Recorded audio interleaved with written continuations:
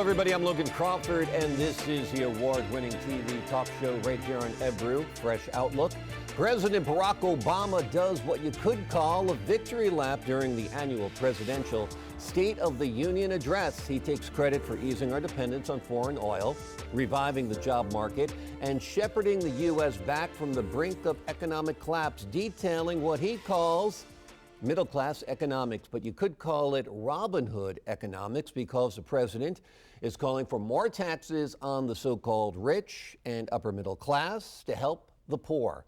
Let's begin by looking at our panel today, the Ebru think tank. I am joined by Edward Garber, a public accountant, Alain Sanders of St. Peter's University, Bill Rosenberg of Drexel University, and joining us from D.C. is Joe Kennedy, a senior fellow with the Information Technology and Innovation Foundation in Washington, D.C. Joe, I'm going to begin with you because you're on camera. It seems to me the president's pretty irrelevant with a Republican Congress, both the House of Representatives and the Senate. Is middle-class economics going to be passed? And what is middle-class economics? Thanks. Well, I'm not really sure what the president means by middle-class economics. So it's hard to say whether it's dead. I think that there is some chance that the administration and Congress could agree on things like corporate tax reform, some increases in taxes on the wealthy that are then the revenues for which are then used to reduce corporate rates or to increase and make permanent something like the research and development tax credit. And these sorts of changes would have a big effect, which would grow over time on the national competitiveness and on our productivity, and that in turn would create better jobs and raise the standards of living. And that would help not just the middle class, but it would also help those on the bottom who are seeking to rise up the ladder. All right, let's turn into studio now. Ed is a public accountant. From your review of the president's proposals, would the middle class actually be helped? I was reading in the Wall Street Journal that the middle 20% of earners would actually see a tax increase. Well, the middle class would be helped if his bills get passed. But this is what he wants to do. For the middle class, he wants to have it if husband and wife both work, they would get a credit of $500. That would be great. For child care, right now the maximum is $600. They would increase child care for children under 5 years old to $3,000. That would be great. But there's a problem. President Obama is a Democrat. The House and Senate are Republicans. So I don't think these great ideas by the president will pass. But the middle class is the type of clients that I have. And I took an informal survey among my corporate clients in January. If 3/4 of my clients did not own their own buildings, they'd be out of business because they couldn't afford to pay the real rent. The middle class and my types of clients, small businesses, are going out of business. They're getting hurt by the big boys, such as, if you have a mom and pop hardware store, they're gone because Home Depot could buy the materials that they're selling for less than what they're selling for at the mom and pop. So all the mom and pop hardwares are gone. So middle class economics is killing the middle class. Bill, who is the middle class? Well, everybody thinks they're the middle class, Good right? question, because I think this is reflective of what we've heard by two of the panelists and even in your own opening statement.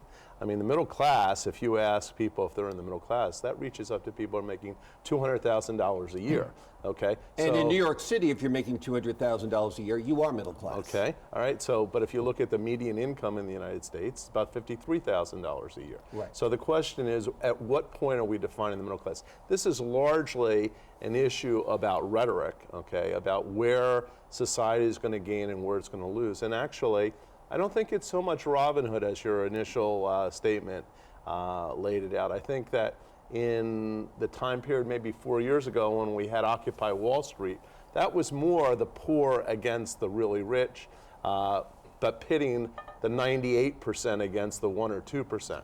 What Obama, I think, is doing, and very cleverly so, is he's saying, look, most people are middle class, okay? And most people need a leg up, and most people in the middle class don't feel like they're doing well. Even though unemployment has now decreased, even though they now have jobs, they don't feel as secure as they might. And I think that was one of the big messages. He was, in effect, wrestling people from their sleep and saying, hey, you're actually doing better than you think you are. Alan, is it effective? To me, like I said at the beginning of the program, to many people, the president is irrelevant right now. He can propose anything he wants. It's not going to pass. It's as simple as that, right? Well, he's irrelevant in the sense that nothing that he proposed, or very little that he Since proposed, 2010. is going to go through the Congress. But that wasn't the point of the speech, and it's not the point of the proposals. Okay. This was the opening of the 2016 presidential race. And I think the president basically wants to change the dialogue, wants to reframe the issues, wants to reframe the problems. And he's setting the groundwork for the next presidential candidates, particularly the Democratic candidate. He's okay, I think, fundamentally, with his program not going through, because that will put the Republicans on the spot. They have to come up with the proposals because they now say they are in control of Congress. So as far as the president is concerned, if he can set up a confrontation, a political confrontation, or political dialogue, whichever way you want to frame it, in ways that favor the Democratic Party agenda, that's really what he's doing. He's not really going to succeed in getting this program through, and I think he knows it. And Alan, I agree with you 100%. Let's turn to Joe Kennedy and put that to him as well. Alan is basically saying this is about passing some kind of tax agenda. It's basically politics. It's basically pitting the upper classes against the lower classes. It's pitting the Republicans against the Democrats. And it's creating a dialogue for the 2016 presidential election that'll focus on governing from the bottom up rather than the top down. What are your thoughts? Well, I think that if that's what the president's trying to do, he's making a huge mistake. The Republicans won this last election, and they won it pretty overwhelmingly. And they won it because wherever possible, they ran on Barack Obama's agenda. They didn't run on local issues. They didn't run on state issues. Wherever possible, they tried to make Obama's agenda the issue. And the American voters elected them overwhelmingly.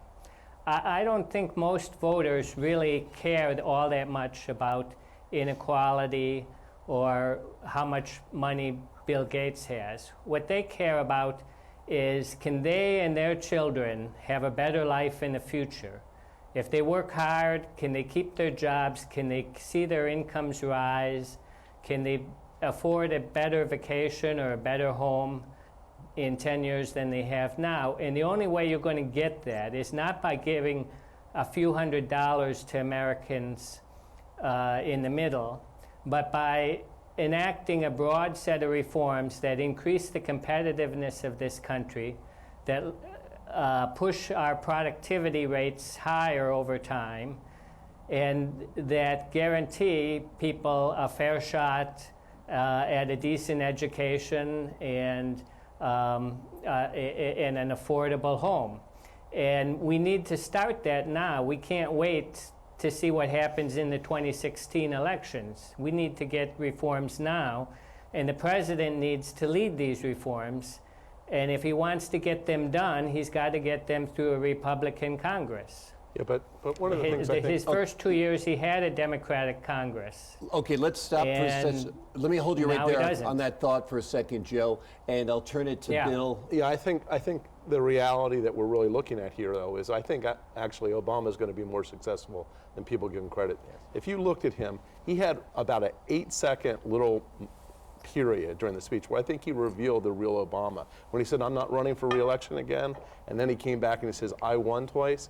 He is a little burnt at Democrats, I think, at telling him to stay away.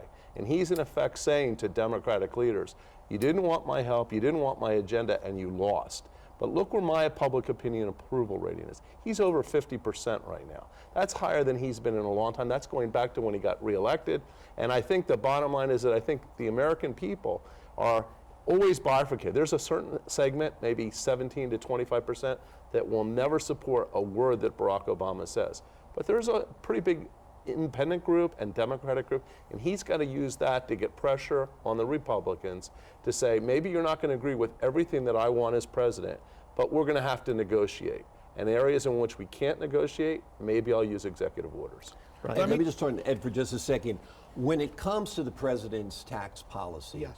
instead of the government taking our money and then they deciding to whom it is redistributed, why not just cut the corporate tax rate and embolden business to hire, to create, and have prosperity created in that way? Well, the corporate tax rate, you know, they're trying to have that cut for years, and if they do that, it'll help because it'll enable them to hire more employees, to generate more funding with the people spending money. But let me tell you how the President Obama wants to fund all these great ideas.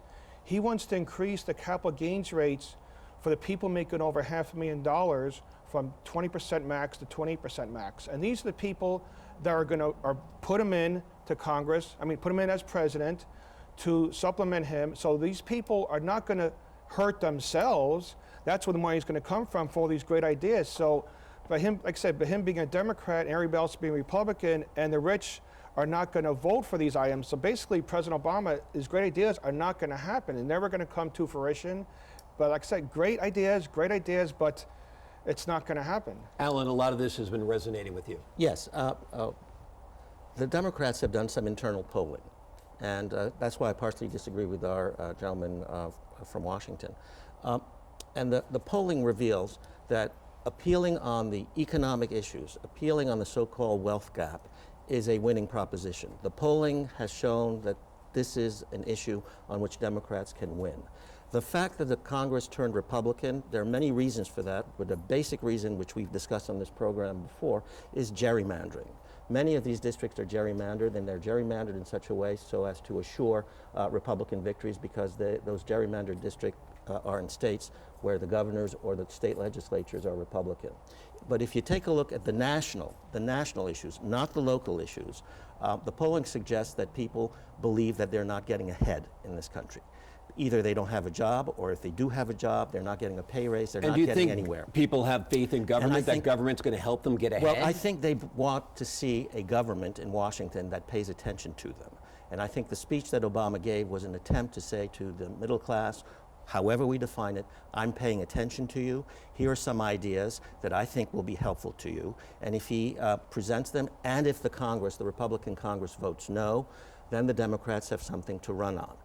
The Republicans basically have been running an agenda for the past 6 years, all based on electoral politics. And now Obama is basically saying to the Republicans, okay, if that's what you want, that's what I will do as president, and that's the kind of political environment we will have for the next 2 years. Let's turn to Joe Kennedy, joining us from D.C. Joe, what's your reaction to that? Do you agree with Alan's stance? Well, two things. One, obviously the Senate isn't gerrymandered, and the Republicans picked up, I think, 9 seats, maybe 8 seats in the last election.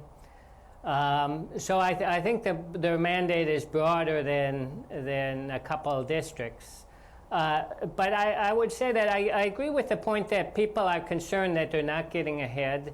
They're concerned about the future. They're worried that it might not be as good as the present. But they don't believe that a progressive agenda is a solution. And so I think you have to find an agreement between Republicans and Democrats about other solutions, like focusing on competitiveness issues, focusing on increasing research and development, focusing on a better simpler corporate tax reform. And I think there is agreement between the president and the Republicans in Congress on a lot of these issues. And if we could contain the debate to those areas of agreement, we would get some progress made in the next 2 years. Bill, There'd be plenty of time to run the 2016 elections. Well, two things that I would say. One, I agree with Alan about the gerrymandering, which is more of a House issue, as your guest from Washington says. But I think the guest from Washington is also missing the point that many more Democrats were left exposed in this election. Only a third of the Senate came up, and many of the seats were democratically held seats that were then being retired out. Many of the Democrats that had been in those seats for a long time. So there were a lot of open seats. So that goes back to my point that if we have 50% of the American public now approving of President Obama, given the conditions that we have, I don't think it's really a rejection of what the man is saying. I don't think we're necessarily where we want to be, but at the same time, it's not like it was maybe 6 months or 8 months ago when he was in the 30s. Things are a little bit different now, and I think what he was doing is calling attention to that. And I agree with you, Bill. I think part of the reason why his approval numbers are up and he is more palatable to a lot of the voters is simply because it doesn't cost $50 to fill up your gas tank anymore. Sure. It's about $25, and that's a big help to the middle class, and that's middle class economics everybody can agree on, even though the president has stopped largely fracking on public lands. We're going to have more on this conversation and the president's proposal made in the State of the Union address, including talking about his proposal for more free stuff, free college, after this.